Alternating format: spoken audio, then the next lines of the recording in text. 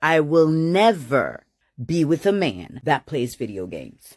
When women say they don't like men that play video games, it rarely has anything to do with the video games themselves, and it has more to do with things like emotional availability and emotional maturity and time management. And a frustration is when a guy is more invested in his screen than talking to his partner. Like if you're in the middle of having an emotional conversation and you're trying to connect, and then your partner is in the middle of a boss fight, it can be really hard to have that emotional conversation.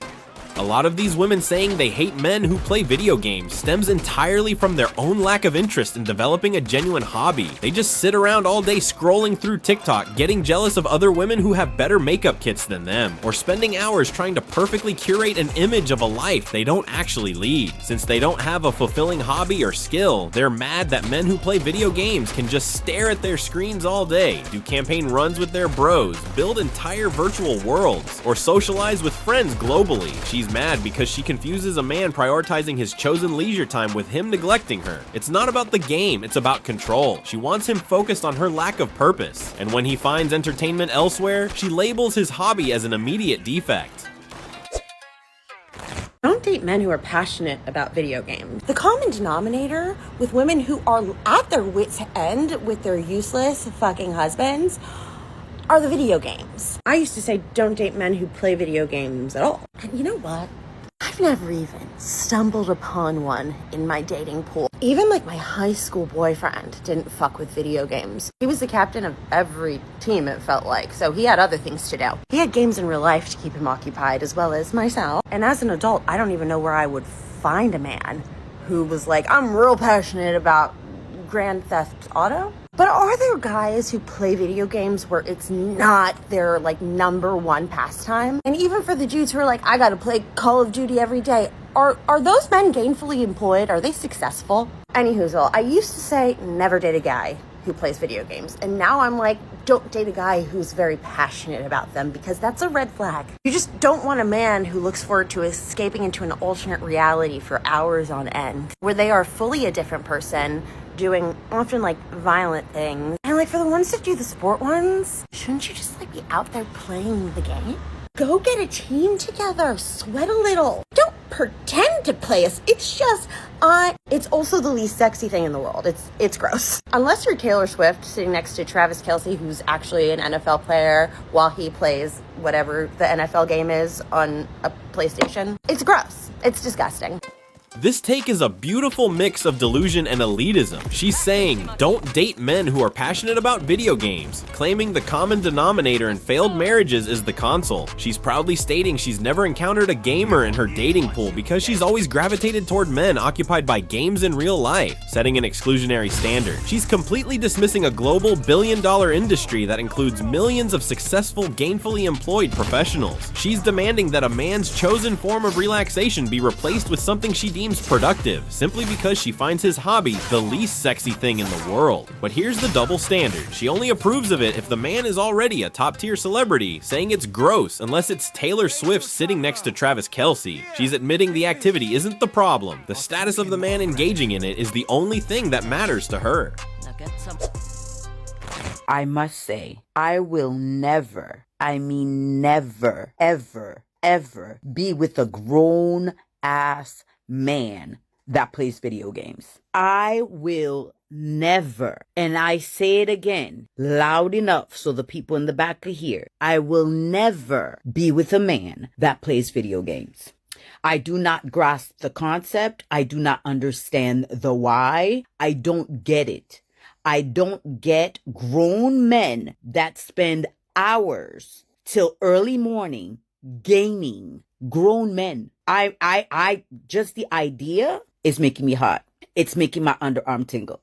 Cause when my underarms start tingling, I'm getting heated. I will never grasp the concept. I don't understand. I'm not obviously a gamer. I don't get it. I used to play Nintendo, you know, that little gun thing, like you're the killing the duckies. That was my game. I loved me some Sonic the Hedgehog. You know, yeah, I know how old I am around that. You know what I mean? Just say that, yeah, I know how old I am. Like, and that's about it. It ends there. Like, people that are putting money in fucking PlayStations, grown adults, PlayStations in games in becoming violent with their partners because they messed up a game, or they're taking over their time. They're talking too much while they're trying to play a game, or they're asking for too much attention while they're trying to play their game. Bro, it could never be me. Hell to the no. There is no way. I don't get it. I don't get it. I don't get it. Don't worry, Grandma, no man will choose you anyway. Imagine hearing this nagging woman while you're trying to dodge every single attack the boss throws at you. That kind of real-world interference is exactly why gaming offers such a valuable escape. Gaming isn't just staring at a screen, it's a high-focus activity that brings adrenaline, intellectual challenge, and social connection that many people simply don't get from their day jobs. For an hour, a man can be a hero, a strategist, or a team leader, fully engaging his mind in a way that provides immense mental decompression. He's escaping the noise and the entitlement of the real world, and he certainly isn't going to exchange that rewarding escapism for a woman who just sits there, judging his every move.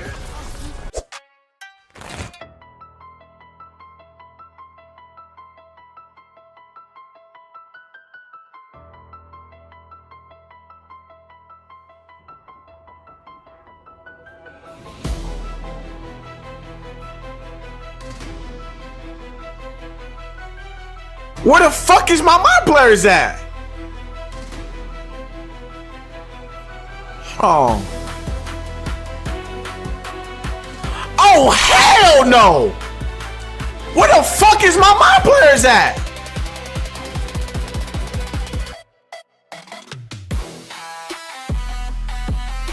Oh, hell no! No, where the fuck is my mind players at? Did you touch my shit? No, I didn't touch it. Be serious. Did you touch my shit? Because when I came back, this shit was on the main screen. Did you touch my shit? I didn't touch it. I'm being serious. I'm being serious. I'm not playing around with you. Did you touch my shit? I'm being serious right now. I didn't touch it. All my fucking players are gone. I'm not playing. Hell no. I didn't touch anything. Why my players not here? Why the fuck when I came back, my shit was on the main screen? Did you touch my shit? Let me know right now. I swear to God. Did you touch my shit? I'm not playing with you. I'm not playing with you. Baby, relax. I'm not playing. Okay. All my fucking players are not there. It was a prank. Relax. Bruh.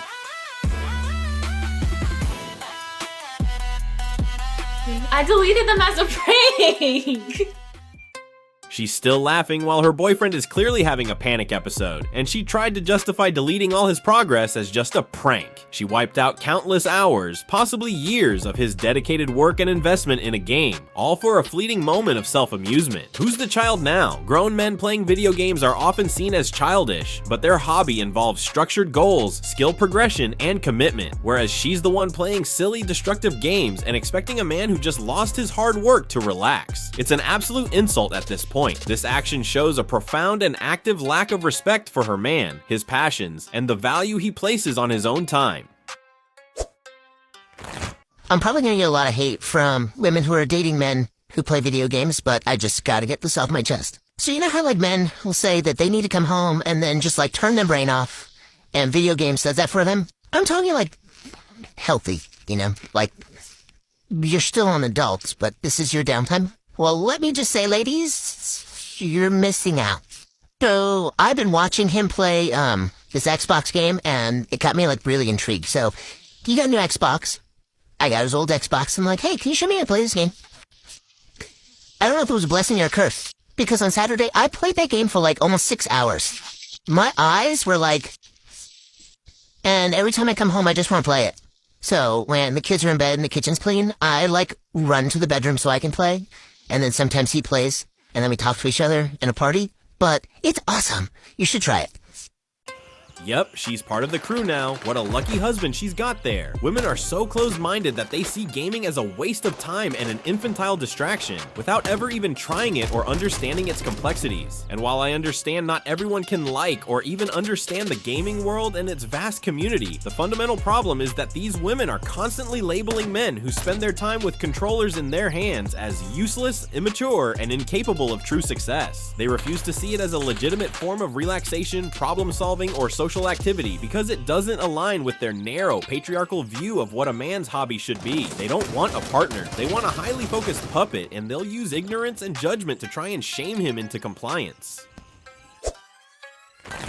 If you started recently dating somebody, or you have been dating somebody for a while that plays video games for hours on end, run away, because that's not cute, it's not quirky, it's not silly, it's an addiction. And I wholeheartedly believe that people like this are really, really, really horrible partners and need to get their addiction under control in the realm of video games, because they are addicted to the dopamine that video games gives them.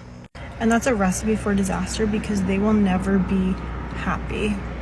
They probably won't want to take you out on dates. They don't want to listen to what you have to say about your day. And their room is probably really messy. And they probably live in their parents' basement. I call that a basement boyfriend.